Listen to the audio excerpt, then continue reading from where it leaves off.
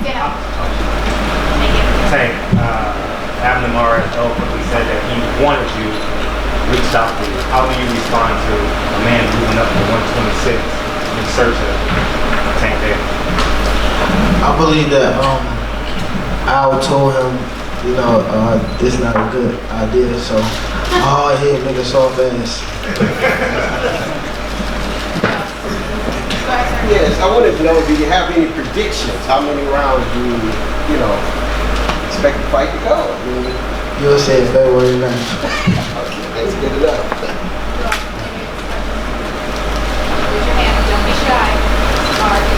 Abner, you said your legacy is pretty secure, but do you feel like a win over Gervonta Davis would be the biggest win of your career and make you a first ballot Hall of Famer?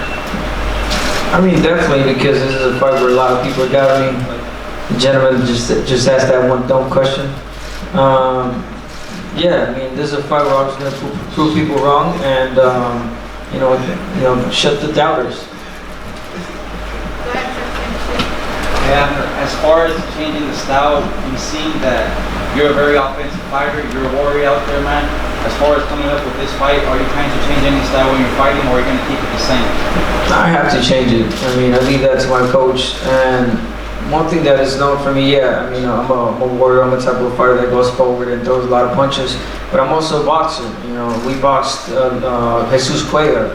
We boxed the bully. You know what I'm saying? Like I got a lot in my game. I could change it up, and that's one thing that I'll leave up to the coach on as far as the training plan. But it's definitely changing. Abner. Yeah. Abner, do you see any similarities? You mentioned the Cuellar fight. Do you see any similarities in his style? You mentioned At all. No, you can't. They can't compare Cuellar against Gervonta Davis. I know they were before. Some stupid people that were like, oh, he knocked him out in 2 rounds, never won the distance. Yeah, this guy fought him 2 years after I beat him, I mean, it just makes no sense. It's just different styles. Gervonta Davis is a different style than Cuellar, and it's gonna turn out to be good, exciting, because he's an exciting fighter. He's a boxer. He's not just your runner type of boxer. He's your fighter, a boxer that trades punches also. So it makes it for an explosive, exciting fight. Your training camp just happens to, and Robert actually, question for both of you, just happen to have just underdogs coming up in your camp right now. Obviously, Mares is considered an underdog. Garcia is considered an underdog. Lopez. Does that add any extra motivation and fuel to? I mean, it just so happens that it's kind of the environment, but you guys obviously don't have the underdog mentality. Does that add any extra? Anything? At all. I think this is a question for coach. Look, we know we're the underdogs in all 3 of those fights that we just mentioned, but we always train very hard. Myself, my dad, we know that nobody gives us a chance. We've been through this many times before, man. We've done this many times.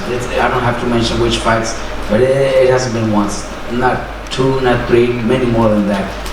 We just work hard. We work hard, and at the end of the day, the results are there when the fighters fight. And that's the same thing we're gonna do with not only Abner, all 3 fights. Abner's last question. Robert, you're training 2 guys who are moving up in weight against big punches. What's the biggest challenge for you as a coach? It's a huge challenge. If it would have been up to me, I talked to Abner, before this fight. I said, look, Abner, after his last fight, there's fights out there, that we could do, that we could take. He said, and he told me, coach, I want the challenge. I want to challenge myself. I want to be recognized as one of the fighters that takes those challenges. So we gotta train to win. Mikey, same thing. We obviously had other options. Mikey could have stayed at 135, 140, and there's a lot of options. But they want those challenges. They want to prove to everybody that it's possible. They already know. They know in themselves. The team, we all know that we could pull them off. We could do it. We want everybody else to know that anything is possible. Actually, we can make smart. Gervonta, this fight's going to take place in February outdoors. I'm curious if there's any time in your career you fought I fought in New York before. I was doing something. I'm the guy that adapts to whatever I'm in. You know, you saying that when I fought Pedraza. Go ahead, sir. The next picture. How do you feel about fighting out here in LA and everything like that? Is it really that big of a moment for you, being the headliner out here in Los Angeles and everything like that? Yeah, when I heard that I was, you know, fighting and I asked can it be in LA, you know, basically like when Floyd fought Gotti, you know, he trashed him in his hometown, so that's basically what I'm doing. Right. Hey, I love it.